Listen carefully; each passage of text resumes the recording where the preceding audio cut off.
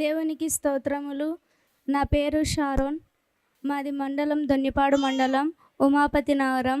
First ప్రెగ్నెన్సీలో 4th మంత్లో మాయ కిందికుందని doctor గారు చెప్పినారు. ఆ తర్వాత యేసురక్తం వేసుకున్నప్పుడు డెలివరీ టైంలో బాగా మంచిగా నార్మల్ డెలివరీ అయినాను. ఆ తర్వాత బిడ్డ బయటికి వచ్చిన తర్వాత మగ బిడ్డ అని చెప్పినారు.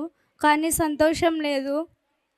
ఊపిరి పీల్చుకోలేక, ఆయాసం తీసుకోలేక బిడ్డను వెనకమ్మడి ఆక్సిజన్ తీసుకొని పెద్ద హాస్పిటల్కి నంద్యాలకు వచ్చినారు. 1.5 రోజులు ఐసీలో ఉన్నారు. ఈ బిడ్డ ముందు 4 పిల్లలు చనిపోయినారు. లాస్ట్ ఈ బిడ్డ 4 రోజులు వరుసగా వాయులేసింది. డాక్టర్లు నమ్మకం లేదమ్మా, బిడ్డ చనిపోవచ్చు అని చెప్పినారు.